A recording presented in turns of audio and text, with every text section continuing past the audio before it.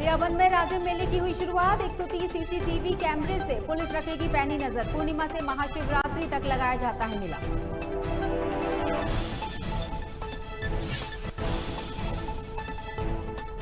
अंबिकापुर के medical college अस्पताल के पास मिला नवजात। पहले भी अस्पताल के आपातकालीन शौचालय में मिल चुका है नवजात का शव। अस्पताल प्रबंधन पर उठ रहे सवाल। जिले में वन विभाग ठेकेदार की मिलीभगत से वन में हो रहा अवैध रेत खनन। नदी से रात दिन रेत खनन कर हो रहा नहर का निर्माण। नाके के सामने से गुजर जाते हैं रेत से भरे ट्रैक्टर। कोरिया जिले के मनेन्द्रगढ़ में बाइक सवार के साथ हुई लूट। 3 आरोपियों को पुलिस ने किया गिरफ्तार। नकदी समेत सामान किया गया जब्त।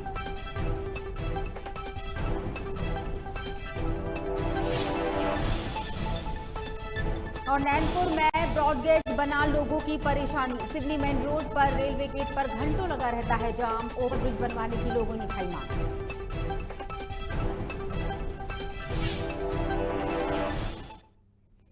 नमस्कार, आप देख रहे हैं खबर भारत। मैं हूं आपके साथ क्रांति प्रिया। बढ़ते हैं खबरों की तरफ। पहली खबर गरियाबंद से, जहां राज्य मेले की शुरुआत हो गई है। यहां पुलिस प्रशासन मेले की व्यवस्था को लेकर सख्त नजर बनाए हुई है। वहीं मेले में हजारों की संख्या में पुलिस बल भी तैनात है। साथ ही 130 सीसीटीवी कैमरे के माध्यम से पुलिस की पैनी नजर भी बनी रहेगी। दरअसल हर साल की तरह इस साल भी जिले में राज्य मेले का आयोजन हुआ, जो माघ के पूर्णिमा से महाशिवरात्रि तक लगाया जाता है। और इस मेले में न सिर्फ देश से बल्कि प्रदेश से भी लोग आनंद उठाने आते हैं। पुलिस प्रशासन अपनी सुरक्षा की सारी व्यवस्था ने कंप्लीट कर लिया है। सुरक्षा के दृष्टिकोण से देखा जाए तो पूरे राजिम शहर को में लगभग हमने 130 सीसीटीवी कैमरा लगाए हैं। और यहाँ पे जो मुख्य मंच है आप देख रहे हैं, स्टॉल लगे हैं, सरकारी स्टॉल लगे हैं। और कुलेश्वर महादेव तरफ जाने वाले जो रास्ते हैं उसमें भी सीसीटीवी कैमरा लगाए हैं। सभी जगह पर्याप्त मात्रा में लगाए हैं। इसके अलावा हमारे इस मेला जो कि 15 दिन चलने वाला है, इसमें पुलिस के अधिकारी और जवान लगे हैं, जिनकी संख्या लगभग 1100 है। और सभी अधिकारी और जवान इस मेला को शांतिपूर्ण संपन्न कराने के लिए मुस्तैद हैं।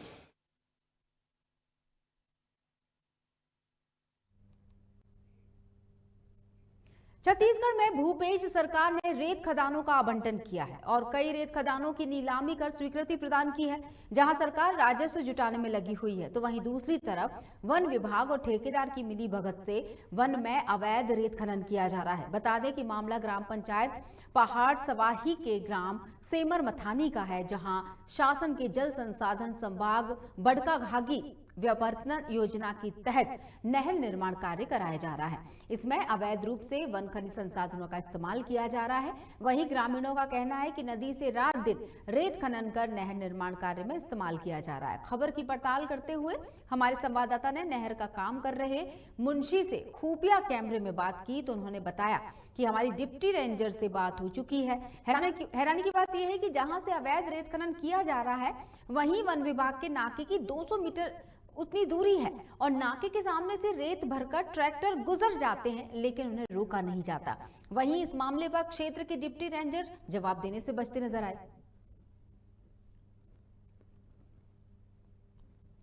खतम्मा नदी से ले जाते हैं, नाका होते नहर में ले जाते हैं। क्या ले जाते हैं? रेत। तो वन विभाग अधिकारी कभी किसी मामले में कुछ नहीं बोले? गाड़ी वाड़ी कभी नहीं रुकवाया? तो नहीं तो रुकवाए हैं अभी तक। तो कहाँ की गाड़ियाँ लगती हैं उस पे? कुछ गांव में घर के रहे, कुछ बाहर से आए थे।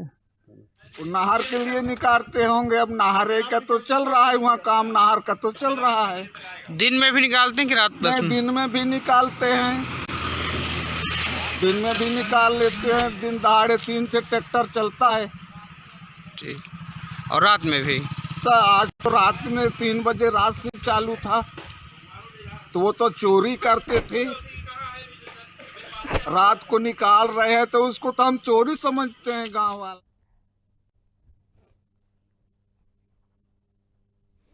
और हमारे साथ जुड़ चुके हैं खबर भारत संवाददाता कोरिया से हरिओम पांडे। हरिओम, जिस तरह से देखा जा रहा है कि वन विभाग से मिलीभगत की भी बात की जा रही है। नाली का जो निर्माण, पुलिया का जो निर्माण चल रहा है वो इसी रेत के खनन से किया जा रहा है, लेकिन किसी को कानो कान भनक नहीं लगी, या फिर पता सबको है लेकिन इस मामले पर कार्रवाई नहीं की जा रही। क्या है मामला? ये मामला कोरिया जिले में पहाड़ हासवाही के पास आश्रित ग्राम है सेमर मथानी। पूरा मामला वन मंडल मनेमगढ़ का है, परिक्षेत्र केल्हारी आता है। हाँ। यहाँ पर जल संसाधन विभाग की तरफ से बड़का घाघी विवर्तन योजना से नहर का निर्माण किया जा रहा है।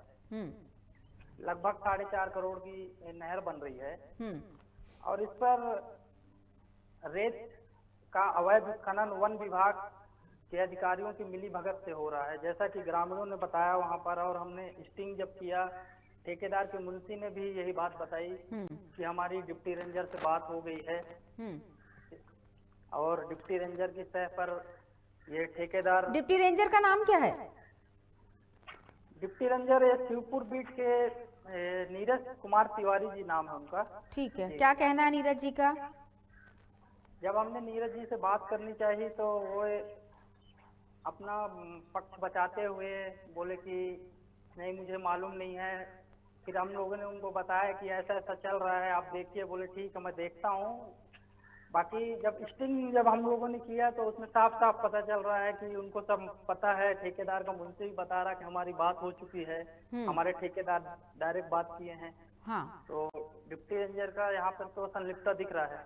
हाँ जी बिल्कुल। लोगों का क्या कहना है, कितने समय से ये काम चल रहा है? क्या पूरा नहर का जो निर्माण है वो इसी रेत से हो जाएगा?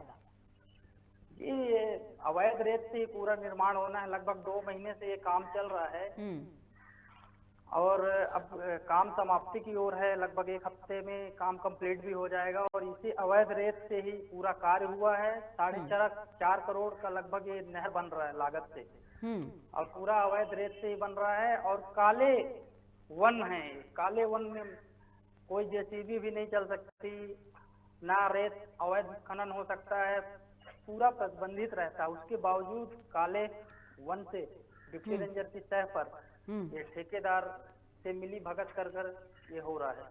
जी बताइए, 4.5 करोड़ की लागत से बन रही है नहर और पूरी तरह से भ्रष्टाचार की पोल भी खोल रही है।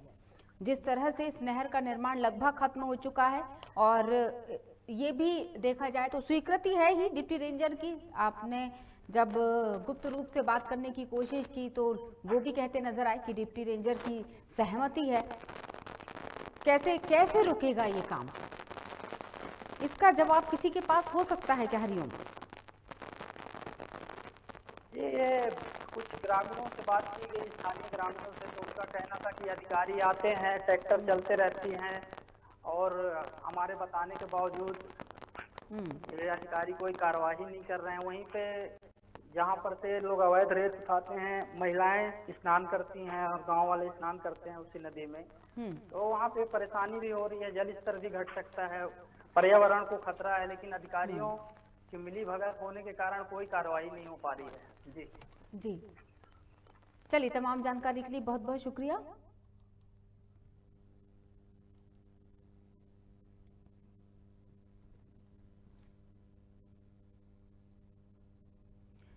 कोरिया जिले के मनेंद्रगढ़ थाना क्षेत्र में बाइक सवार को रात में सुनसान सड़क पर रोककर मारपीट और लूट की घटना का मामला सामने आया था।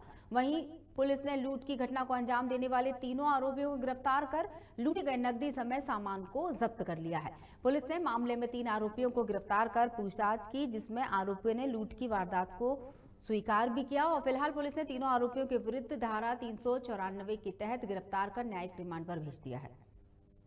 छोटा सा पुल है, वहीं पे एक तो 50 से 55 वर्ष का है, उन्हें हाथ दिया, मैंने रोका। इसके बाद दो लड़के और आए, उन लोग मेरे पत्नी से नाम सुनाम करने लगे, तो मैं उसका विरोध किया।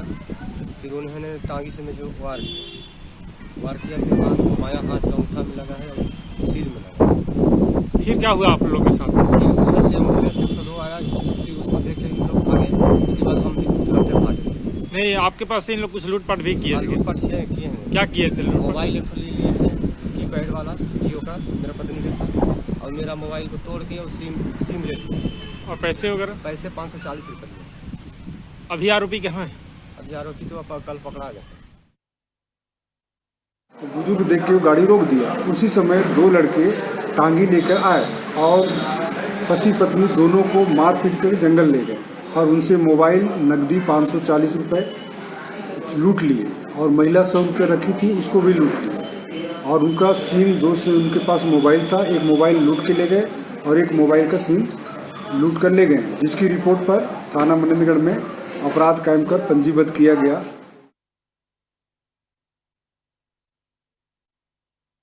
मानवता को शर्मसार करने वाली खबर सामने आई है, जहां अंबिकापुर के मेडिकल कॉलेज अस्पताल के पास मंगल भवन के पीछे झाड़ियों में नवजात शिशु को जिंदा फेंक दिया गया। कुछ दिनों पहले भी मेडिकल कॉलेज अस्पताल के आपातकालीन शौचालय में नवजात का शव मिला था, जिसकी अब तक जांच पूरी नहीं हो पाई है। वहीं आज मेडिकल कॉलेज के पास मंगल भवन के पीछे झाड़ियों में नवजात का शव मिलने से क्षेत्र में सनसनी फैल गई। 4 से 5 दिन बाद शौचालय जाम होने की सूचना पर जब सफाई कर्मचारियों ने शौचालय के कमोड के नीचे देखा तो वहां नवजात के शव को फंसा हुआ पाया। एक बार फिर अस्पताल प्रबंधन पर सवाल खड़े हो गए हैं। स्थानीय लोगों ने नवजात के रोने की आवाज भी सुनकर पुलिस को सूचना दी। बहरहाल पोस्टमार्टम रिपोर्ट और पुलिस की जांच के बाद ही पूरे मामले का खुलासा हो पाएगा। एक नवजात शिशु की आज बॉडी मिली है, तो उसे अभी हम लोग पीएम कराने के लिए मॉर्चरी में रखे हुए हैं और हम लोग अभी हॉस्पिटल में जा करके या अन्य जगहों पे पता तलाश कर रहे हैं कि ये किसकी बच्चा हो सकता है और कौन इस प्रकार से कृत्य किया है। अभी ये बॉडी कितने दिन पुरानी है तो डॉक्टर ही बता पाएंगे, पर प्रथम दृष्टया देखने से तो लग रहा है कि ज़्यादा पुराना नहीं है। जी, अभी अब विवेचना में सभी एंगल को रखेंगे हम लोग, हर प्रकार के एंगल से जाँच करेंगे।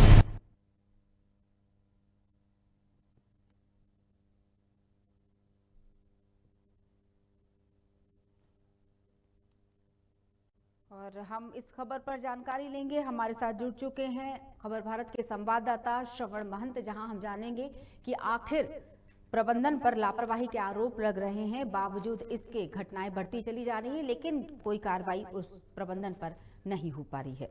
जी श्रवण, क्या कारण हो सकते हैं? नवजात ये शायद दूसरा मामला है या ये कहा जाए कि मामला ये दूसरा है जो सामने आया है? जी श्रवण,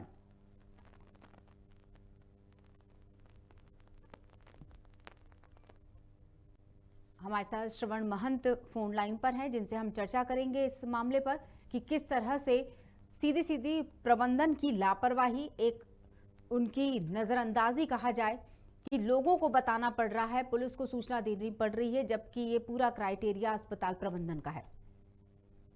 और श्रवण हमारे साथ जुड़ चुके हैं। श्रवण, जिस तरह से खबर सामने आई है, क्या कहना है अस्पताल प्रबंधन का?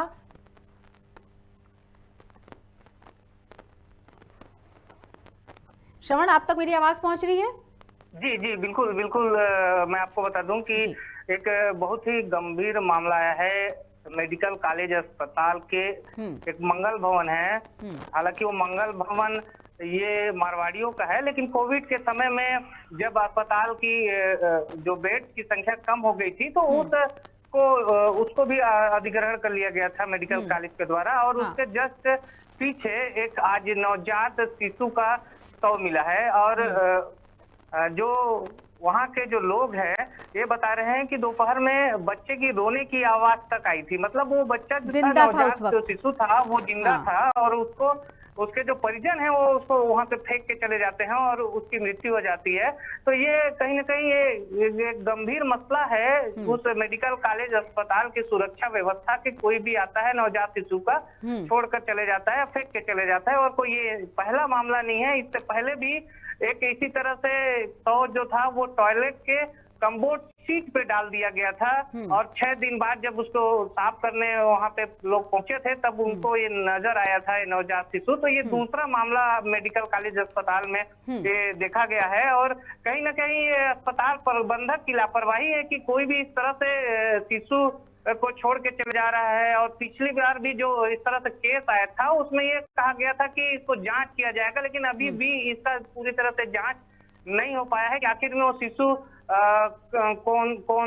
कौन परिजन थे और कहाँ आया था, ये बस धरा के धरा और बंद बस्ते में हो गया है। और एक जो ताजा मामला भी आया है वो दिल दहला देने वाला घटना आया है। बिल्कुल सही कि जिंदा था वो बच्चा, क्योंकि रोने की आवाज सबने सुनी थी, लेकिन जब तक वहां पुलिस पहुंची तब तक बच्चे की मृत्यु हो गई। ये एक बड़ी दुखद घटना। बहुत सारे सवाल खड़े होते हैं। अस्पताल प्रबंधन ने कोई जवाब देने की कोशिश की या सिर्फ बच रहे हैं कि उन्हें किसी भी तरह के सवालों का सामना न करना पड़े? जी श्रवण।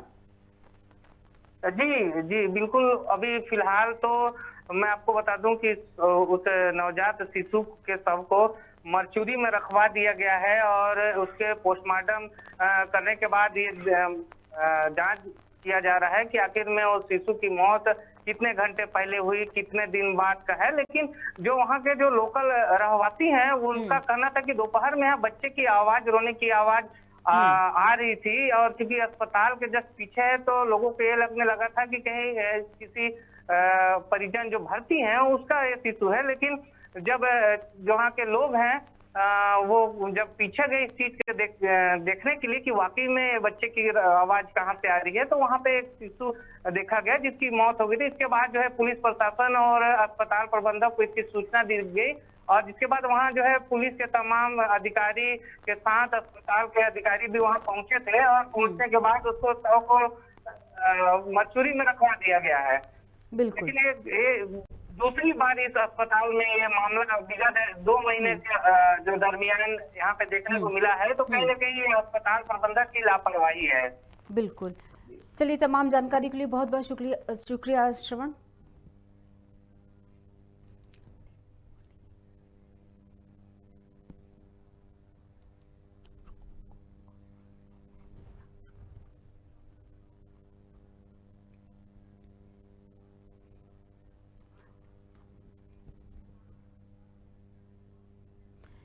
नैनपुर में ब्रॉडगेज के बन जाने के बाद से वहां की जनता को रेलवे गेट की वजह से मुसीबतों का सामना करना पड़ रहा है। बता दें कि सिवनी मेन रोड पर रेलवे गेट बना हुआ है, जहां ट्रेनों के आने जाने से ही दिन में 8 से 10 बार गेट बंद होता है, जिसके चलते जो गंभीर मरीज होते हैं उन्हें अस्पताल ले जाने में परेशानियों का सामना करना पड़ता है। गेट काफी देर तक बंद रहने से जाम की स्थिति भी बन जाती है और कहीं भी जाने के लिए घंटों इंतजार करना पड़ता है। इसके चलते वहां के रहवासियों ने 18 तारीख को रेलवे जीएम के आने पर उनका ध्यान इस ओर आकर्षित भी किया और रेलवे गेट पर ओवरब्रिज बनवाने के लिए निवेदन भी किया, जिससे आए दिन गेट बंद होने से होने वाली समस्याओं से निजात मिल सके।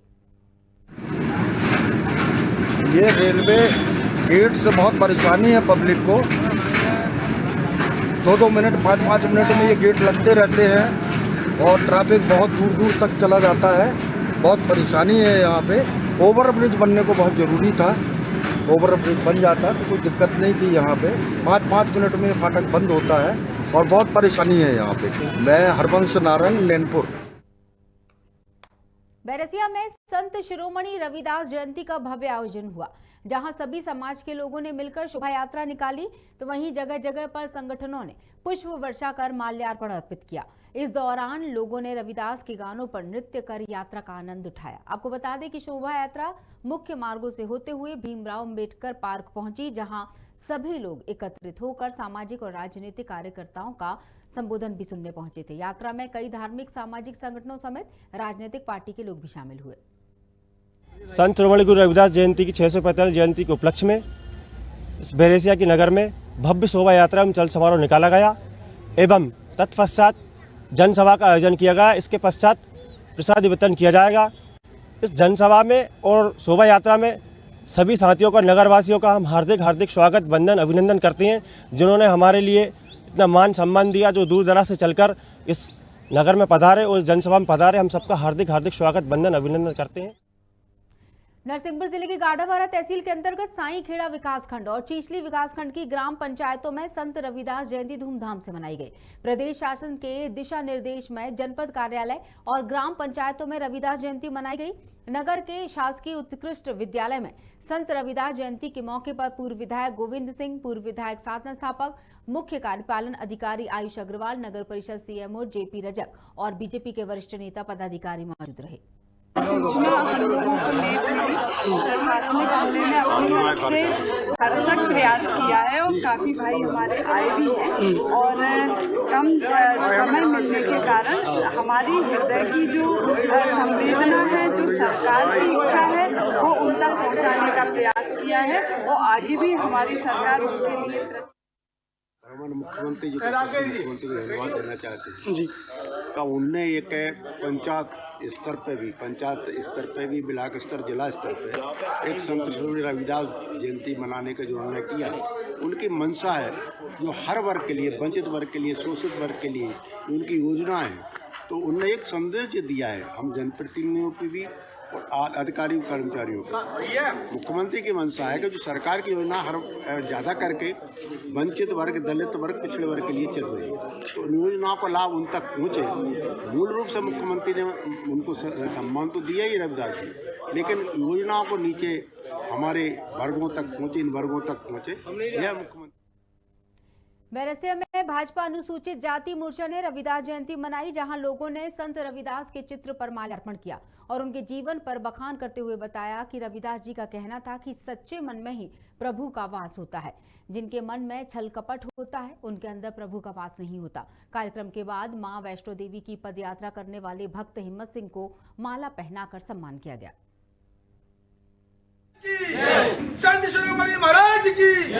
ऐसे वाक्य का उद्घोष करने वाले संत रविदास जी की जयंती के शुभ अवसर पर मैं सभी अनुयायियों को अपनी ओर से शुभकामनाएं देना चाहता हूं। साथ ही आज अनुसूचित मोर्चे के तत्वावधान में वार्ड नंबर 13 बैरसिया में आज इस जयंती के अवसर पर ये कार्यक्रम यहां पर संपन्न हुआ।